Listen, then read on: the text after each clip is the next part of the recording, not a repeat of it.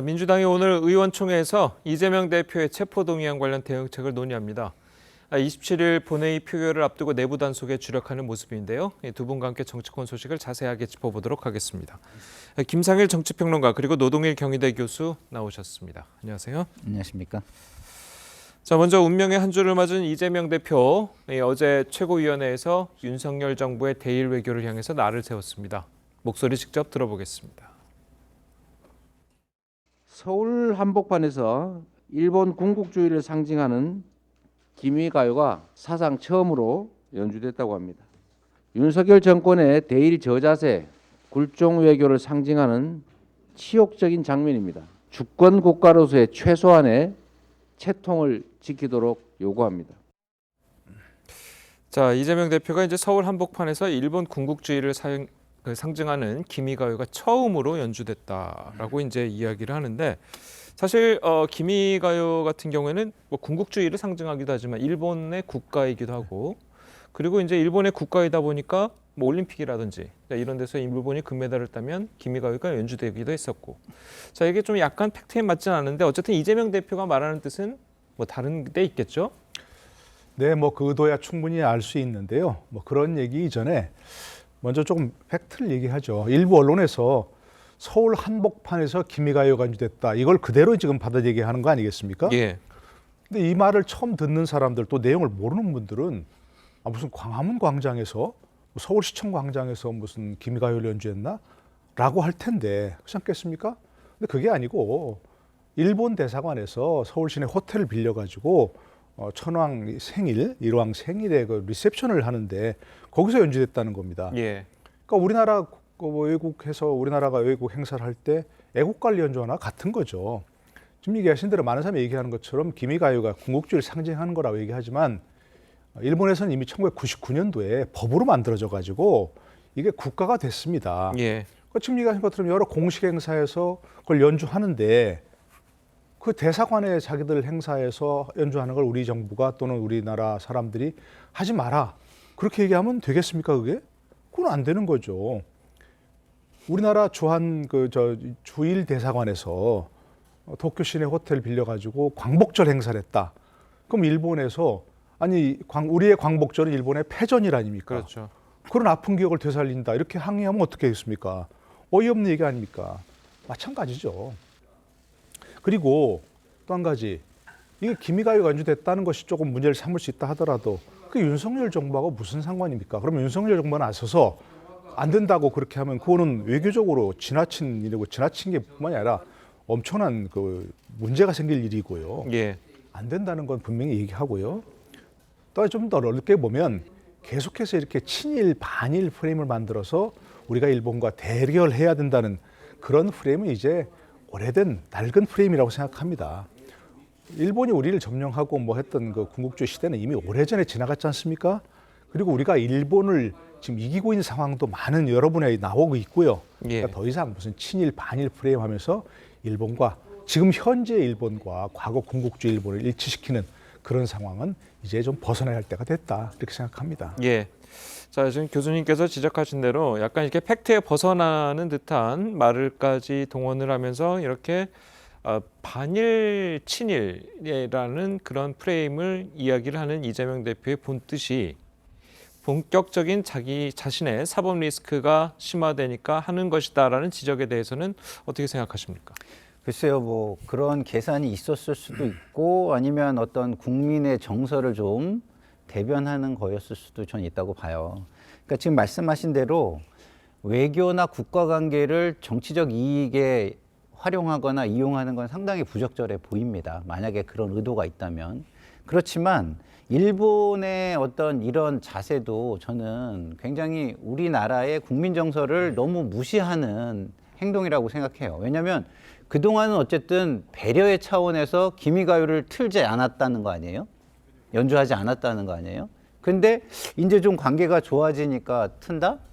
그러면은 관계가 좋아지면은 배려가 없어지는 겁니까? 그건 아니잖아요. 이게 다른 나라에서 트는 거와 우리나라에서 트는 거는 좀 다르잖아요. 우리는 이 일제의 피해가 워낙 많았고, 그리고 그때 이 기미가요라는 거를 어떤 한국 신민을 만든다고 해가지고 하루에 강제적으로 한 번 이상 부르게 하고 그랬던 어떤 역사가 있는 노래입니다. 그러면 일본 입장에서는 가해 국가로서 피해 국가에 조금 더 배려하는 모습 이런 걸 좀 보여줬다면 외교에 더 도움이 될 텐데 그러지 않고 일방적으로 국민 정서를 무시하는 이런 행동을 하는 것에 대해서는 좀 제가 굉장히 큰 아쉬움을 가지고 있고요. 예. 이게 기미가요가 지금 일본의 국가가 됐지만 어쨌든 일본 내에서도 이가 국가가 될 때 이거 너무 군국주의 회귀하는 거 아니냐라는 내부의 논란과 그런 우려가 있는 국가예요. 그러니 피해 국가에서는 이걸 좀 약간 예민하게 받아들일 수도 있는 것이죠. 그런 하여튼간 굉장히 좀 아쉬움이 들고요. 뭐 이재명 대표가 어떤 뭐 의도로 이런 걸 했는지 모르지만 이걸 정치적 이익을 위해서 했다면 그것도 역시 조금은 자제돼야 될 부분이다 이렇게 생각합니다. 예, 알겠습니다. 자, 그리고 이제 이재명 대표는 체포 등의 표결을 앞두고 있죠. 이 당내 비이재명계에서는 이 대표의 결단을 요구하는 목소리들이 나오고 있습니다. 박영선 장관과 이상민 의원의 이야기 들어보겠습니다. 민주당이 정말 공정한 공천을 하고 그다음에 당대표가 공천에 개입하지 않고 스스로 자기가 갖고 있는 것을 내려놓는 모습. 그러면 국민들이 굉장히 많이 성원할 것이고요. 그 모습이 스스로 힘을 갖게 하는, 거꾸로 힘을 갖게 하는 저는 그런 사직생, 생직사 이런 어떤 그 논리가 작용되는 그 이치일 것이다. 이제 기소가 되면 이재명 대표가 과연 어떻게 해야 되느냐. 상원에도 지금 80조에 따르면 기소가 되면 당직자는 물러날 수도 있는 조항이 당을 끌어들여서는 안 된다. 그게 이재명 대표도 살고 당도 사는 길이다. 자, 물론 지금 들으신 목소리는 당내 일부에서 나오는 목소리입니다. 일부에서 나오는 목소리긴 하지만 이런 목소리가 있는 것도 사실이고요. 자, 그러면 이런 상황은 어떻게 봐야 되는 겁니까? 글쎄 해결책이 현재로서는 보이지 않죠. 왜냐하면 뭐 대선 패배 후에 즉시 뭐 의원 되고 대표 되고 또 대표되는 과정에서 또 당헌을 개정해서 기소되더라도 뭐 정치 탄압으로 인정되면 물러나지 않을 수 있다. 이렇게 한 이유가 다 뭐겠습니까? 현재와 같은 그림을 그리려고 하는 거 아니겠습니까? 그다음에 좀 뭐 그야말로 대표가 되고 공천권을 가지고서 의원들의 생사여탈권을 가지고 있기 때문에 현재 그야말로 지금 반대 목소리를 내는 것은 일부에 불과하고 나머지 뭐 조용한 다수는 뭔가 마음에 있어도 그런 말을 못 하는 거 아니겠습니까? 상황이. 이게 참 딜레마적인 상황이고 이걸 보면서 평론하는 사람 입장에서 보면 답답하죠. 민주당과 이재명 대표는 분명히 다른 존재거든요. 민주당이 어떤 존재입니까? 정말 해공신익희, 유석 조병옥 박사 이래 유서 깊은 정당 아닙니까? 그렇죠. 그런 정당이 저렇게 대표 하나의 그 범죄 혐의 때문에 이와 같이 발목 잡혀 있는 걸 보면서 참 유감스럽다는 생각이 들고요. 글쎄 지금 이제 뭐 여론조사 지지율 계속 얘기하시는데 나올 텐데 보면은 지지율은 계속 하락할 수밖에 없지 않겠습니까? 지금 이제 계속해서 또 다른 범죄 혐의가 발표될 것이고 다른 범죄 혐의로 뭐 소환을 받거나 또 기소가 되거나 그럴 상황 아니겠습니까? 예. 이런 상황에서 뭔가 다수가 결단을 해야 되는데 결단을 지금 내리기 어려운 그런 상황이었고 제일 유감스러운 부분이 대안이 없다 이런 부분인데 민주당이 왜 이렇게 되었는지 뭐 어떤 지지 여부를 떠나서 아쉬운 부분이라고 생각할 수 있습니다. 예, 알겠습니다. 방금 교수님께서도 지적하시고 지금 화면에서도 저희가 여론조사 그래프를 저희가 계속해서 보여드렸는데요. 최근 발표된 여론조사를 보면 이 민주당의 지지율 하락세가 심상치가 않습니다. 국민의힘에 역전당한 조사도 있고 또 20%대까지 떨어진 조사 결과도 나왔습니다. 자, 이게 바로 이 대표의 사법 리스크 때문이다. 자, 이렇게 분석하시는 분들이 많거든요. 기본적으로는 그 영향이 상당히 크다고 봐야죠. 왜냐하면 민주당이 지금 민생 이슈를 어떻게 좀 세팅을 해보려고 어젠다 세팅을 해보려고 굉장한 노력을 하는데 예. 그것이 하나도 안 먹히잖아요. 그러면은 그것이 안 먹히면 그걸 대체하는 블랙홀처럼 빨아들이는 무언가가 있다는 건데 그것이 지금 이재명 당대표와 관련된 수사, 검찰의 어떤 수사가 모든 이슈를 빨아들이는 건 사실이죠. 그렇기 때문에 지금 지지율이 그거와 연동돼서 영향을 받고 있다라고 보는 것이 맞는 추정인 것 같고요. 예. 그리고 기본적으로 이게 공공 부분은요.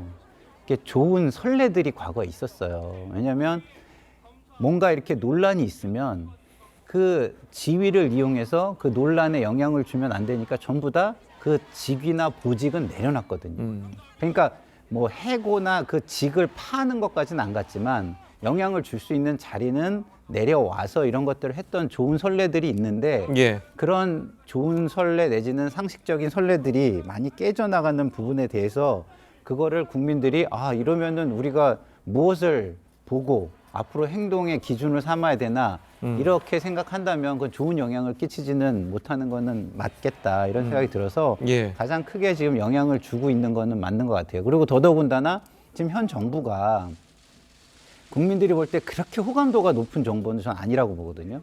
그리고 하고 있는 것도 너무 거칠고 그러기 때문에 걱정과 우려도 상당히 많아요. 그러면 그거에 대안이 될 수 있어야 되는데 대안을 제시하는 것들이 하나도 국민에게 전달이 되고 있지 않는 상황이다. 이런 측면을 좀 봐야 될 것 같습니다. 알겠습니다. 아까 이제 교수님께서는 당대표 한 명이 오래된 역사의 민주당을 좀 망가뜨리는 것 아니냐라고 이제 지적을 해주셨는데 오늘 이제 의원총회가 있단 말이에요. 그래서 체포동의안에 대한 의원들이 이제 의견을 모으는 자리인데 만약에 이걸 부결시키겠다고 당론으로 정한다면 이건 역시 민주당의 좀 흠결이 될 수도 있다라는 또 지적이 나오고 있는 것도 사실이거든요. 그러니까 체포동의안을 뭐 투표를 해서 뭐 가결시키고 부결시키고 이거는 의원들 개개인이 판단할 문제입니다. 예. 그런데 이걸 만약 당론으로 부결시킨다 이렇게 해버리면 그건 의원들 개개인 판단이 아니고 민주당 전체의 판단이 돼버리는 것이거든요. 그렇기 때문에 민주당 더 한 번 그런 굉장히 어려운 상황으로 가는 그런 길이기 때문에 뭐 그렇게 하지 않을 거라고 생각이 됩니다. 예. 그렇게 하지 않을 거라고 생각이 되고요. 이재명 대표 결단을 자꾸 촉구하는 분들이 많이 있지만 아까 말씀드린 대로 이재명 대표 개인은 그럴 상황이 좀 아니고 그렇지 않을 겁니다. 그런데 당 차원에서 이걸 체포동의안을 가결시키는 방법도 있습니다. 왜냐하면 체포동의안이라고 해서 말이 그렇지만 바로 체포되는 게 아니지 않습니까? 구속 심사를 받는 거 아닙니까? 구속 여부를. 그러니까 지금 이재명 대표의 생각이 뭡니까? 말하는 게 뭡니까? 조작 수사라면서요. 아무 잘못이 없는데 뭐 먼지를 만들어서 묻히고 있다는 거 아니겠습니까? 그걸 왜 당당하게 법원 앞에 가 소명하지 못하죠? 소명할 수 있다고 생각합니다. 지금 얘기한 것처럼. 죄 자체도 그렇고. 그리고 저는 개인적으로는 이재명 대표든 누구든 전혀 구별 없이 계속해서 불구속 수사, 불구속 재판이 원칙이라고 얘기를 해왔거든요. 예. 그래서 저는 검찰이 충분히 증거가 있다면 그냥 불구속 기소하면 된다고 생각합니다. 그런 점을 역설하면 되잖아요. 그리고 본인도 얘기했다시피 내가 도망을 가겠느냐. 뭐 증거 인멸을 검찰이 이미 다 찾았다는데 인멸할 증거가 있겠느냐. 이런 점을 역설하면 법정에 나중에 이제 재판에 가서 뭐 유죄 무죄는 변론으로 하고 나중 얘기다 하더라도 구속을 안 되는 수도 있지 않겠는가? 그런 생각이 들거든요. 당당하게 그렇게 하면 참 좋을 것 같은데 당 차원에서 뭐 개인적 판단으로 통해서 가결시키는 방법도 있고 또 뭐 3월 임시국회 그런 걸 무리해서 열지 않는 것도 한 방법이라고 생각합니다. 그런 해결 방법이 있는데 그걸 택할 가능성은 거의 없어서 그 점도 좀 유감스럽다 생각이 듭니다. 알겠습니다. 자, 그리고 이제 이재명 대표가 이제 어제 국회 앞에서 열렸던 노란봉투법 농성장을 찾았잖아요. 네, 네. 자, 그리고 이제 민주당과 정의당은 오늘 이제 한노위에서 노란봉투법을 이제 통과시키려고 하고 있습니다. 네. 자, 이렇게 되면은 정의당이 이 노란봉투법 관련해서 민주당과 협의를 했기 때문에 협치라고 해야 될까요? 협치를 네. 했기 때문에 네. 국회 그 표결안이라든지 네. 체포동의 표결이라든지 네. 김건희 여사 특검법이라든지 여기에 정의당이 함께할 가능성이 있습니까? 어떻습니까? 저는 개인적으로는 있을 수 있다고 봅니다. 왜냐하면 그 정의당한테는 노란봉투법이라는 굉장히 중요한 그렇죠. 법안이고 굉장히 상징적인 법안이거든요. 예. 자신들의 정체성과 관련된 그렇기 때문에 너무나 중요한 법안이라서 다른 어떤 법안과 협상할 수 있는 충분한 여지가 있을 거라고 저는 생각하고요. 단 이런 생각이 듭니다. 그 모든 것들이 그러면은 결국에 가장 중요한 건 국민의 지지를 끌어올리는 건데 국민의 지지 중에서도 어느 정도의 지지냐면 총선에 의석을 차지할 수 있는 그리고 어떤 그 공식적인 자리를 그 획득할 수 있는 그 정도의 지지가 되느냐가 굉장히 중요한 건데 그 정도까지를 시뮬레이션을 하고 접근을 하는지는 제가 잘 모르겠어요. 왜냐하면 노란 봉투법이라는 것이 일리는 있거든요, 이게. 왜냐하면 지금 일방적으로 사용자와 피사용자의 관계가 굉장히 비대칭적인 관계가 돼 있는 상황에서 사용자를 위한 좀 보호를 할 수 있는 법안이 강화돼야 되는 건 맞아요. 그러면 이것이 일방적으로 강화를 시켜가지고 그럼 또 이것이 뭐 불법적으로 내지는 과도하게 경제를 억누르게 될 가능성이 없느냐, 이걸 충분히 공론의 장에서 공청회를 통해서 따져보고 했느냐, 이것이 저는 중요하다고 보거든요. 예. 왜냐하면 그렇지 않고 역효과가 날 때는 정의당에게 굉장히 마이너스가 될 거란 말이죠. 예. 그래서 그런 부분을 조금 더 캠페인화하고 공론화한 다음에 좀 추진하면 좋겠다라는 게 저는 정의당을 바라보는 제 시각이고요. 예. 민주당은 그런 측면에서는 더 책임감이 클 수밖에 없죠. 왜냐하면 집권이 다음에 가능할 수도 있는 세력이잖아요. 예. 그래서 좀 더 중도층에게 합리적인 방식으로 접근해야지 이거를 너무 이해타산, 주고받기 식으로 접근을 하면 그 역시도 또 뭐 부메랑이 작은 성취는 이룰 수 있지만 큰 전쟁에서는 질 수도 있어서 잘 생각해 보고 접근하는 게 좋겠다는 생각이 듭니다. 예, 알겠습니다. 자, 저희 다음으로 국민의힘 전당대회 관련 소식 짚어보도록 하겠습니다. 어제 열린 당대표 후보들의 두 번째 TV 토론회에서는 김기현 후보의 땅 투기 의혹을 두고 다른 후보들의 공세가 이어졌습니다. 관련 영상 먼저 보시겠습니다. 국민에게 있어서 부동산 문제는 영린이거든요. 이걸 건드리면 안 됩니다. 그럼 우리가 내년 총선에서 지게 됩니다. 이런 부동산 문제에 대해서는 깨끗해야 된다. 울산의 이재명이 아니냐라는 얘기까지 지금 나오고 있는데요. 지금 이런 꽃을 들 남자 울산의 이재명 이런 이미지로 우리 당을 이끌어가지고 총선 승리 과연 가능하겠습니까? 투기 의혹에 대해서 여러 차례 해명을 하셨죠. 만약에 그 해명하신 것에 거짓이 있으면 후보 사퇴 약속하시겠습니까? 명확하게 말씀드리는데 불법이 개입됐다든지 이렇게 된다면 제가 정치 생명을 걸 테니까 우리 황교안 후보님께서도 그것이 가짜뉴스인 것이 확인되면 정치 생명을 거시고 맹지였던 김 후보의 땅이 금싸라기 땅으로 변하는 것입니다. 그래서 권력형 토건 비리라고 말하고 있는 것입니다. 그런 정도의 판단 능력을 갖고 있으니까 3년 전 총선에서 우리가 참패를 했죠. 자, 뭐 서로 정치 생명까지 걸고 뭐 계속 굉장한 신경전이 벌어졌는데 좀 어떻게 보십니까? 이런 땅 투기 의혹에 대해서는? 뭐 경선도 선거니까 선거에서처럼 보통 이제 뭐 자신의 장점을 어필하는 뭐 그것뿐만이 아니고 상대의 단점을 부각시키는 것도 분명히 필요하죠. 예. 그러나 저런 거는 정말로 땅 투기 의혹 누구 어떤 점 얘기한 것처럼 국민들의 영리인데 저걸 저렇게 얘기해도 잘 되는지 잘 모르겠고요. 저도 보도를 봤는데 정확한 사실이 무엇인지 잘 모르겠더라고요. 예. 일부에서는 지금 얘기한 것처럼 20년 전에 산 땅이 거의 그야말로 얼마 안 되는 헐값으로 샀는데 KTX가 그 지역을 지나면서 뭐 금싸라기 땅이 되었다 얘기하는 얘기도 있고 또 일부에서는 예를 들어서 그 KTX가 그 옆으로 지나는 게 아니라 땅 밑으로 터널로 지나기 때문에 오히려 땅값이 뭐 이렇게 오를 이유가 없다. 이렇게 얘기하고 있고 예. 또 그 KTX 노선은 송초로 시장 때 확정됐다. 뭐 이런 얘기도 있고 그래서 뭔지 잘 모르겠어요. 일부 얘기처럼 뭐 당 지금 선관위에서 조사를 해서 밝히기도 어려운 그런 상황이고 선관위가 권한도 없다는 거 아니겠습니까? 그렇다고 뭐 수사를 의뢰할 수 있는 상황도 아닌 것 같고 이건 뭔가 좀 이렇게 공방만 벌이지 말고 저는 조금 언론에 기대하면 어떨까 싶어요.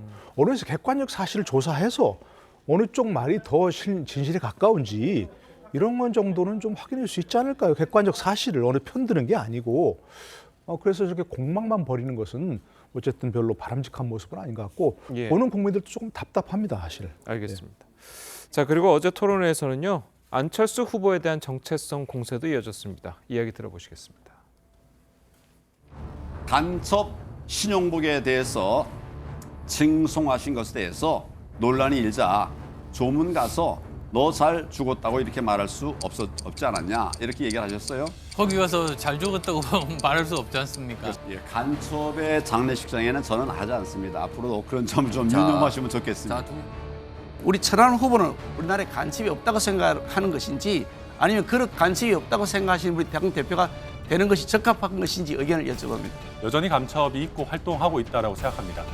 다만 저는 이런 식의 질문은 좀 우리 당대표 토론에 적절하지 않은 것 같습니다. 제 입을 빌려가지고 안철수 후보님을 공격하고 싶으신 모양이신데 굳이 이렇게까지 해야 되겠습니까? 답변 시간 제가 드렸습니다. 직접 말씀하시는 게 맞는 것 같아요. 제가 질문... 예, 이 보수 정체성 공세 외에도 또 김기현 후보는 안철수 후보의 과거 측근 그리고 밀실, 낙하산 공천을 했다면서 책임론을 제기하기도 했습니다.